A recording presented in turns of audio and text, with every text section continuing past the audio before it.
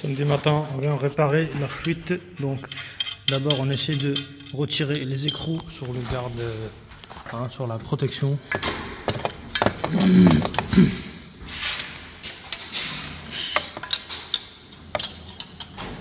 C'est la fuite qui était dans le parking. Donc je vous fais voir. Déjà, alors la fuite elle est là, regardez, la raccord elle est complètement cassée. Parce que c'est travers déjà, et en plus de ça, là il y a une silicone qui a été faite. Donc déjà c'est une mauvaise collage. En plus le silicone sur le PVC ça tient pas. Après avoir retiré le sécurité, regardez. Comment voulez-vous que ça fonctionne? Il est complètement cassé là. Regardez, après avoir coupé ça, quand voilà, en fait il était même pas emboîté, vous voyez. Donc déjà ça. En plus de ça, hein, cette morceau là il est cassé. Il y a un coude avec une emboîture qui est cassée aussi. Donc qu'est-ce qu'il faut faire? Bah déjà il faut trouver une réduction 93 100. Vous voyez, regardez comment c'était foutu là. Putain, l'idée des gens, n'importe quoi ça. Donc c'est pour ça ça dégueulait l'extérieur. Nous on va préparer, moi je vais préparer ma propre pièce à moi. Les amis, regardez. En fait, ça a été juste posé au-dessus. Voilà.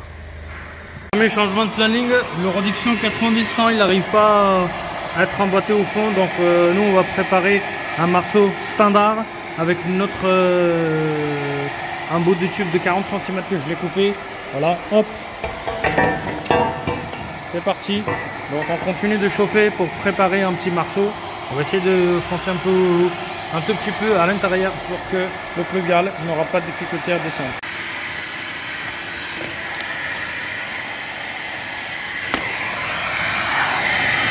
On va essayer de faire au maximum pour sécher le marceau. Comme on voit le PVC il descend par là. Donc s'il reste des résidus de l'eau, malheureusement ça pourrait pas être fonctionnel. Donc on fait au mieux, on fait au maximum.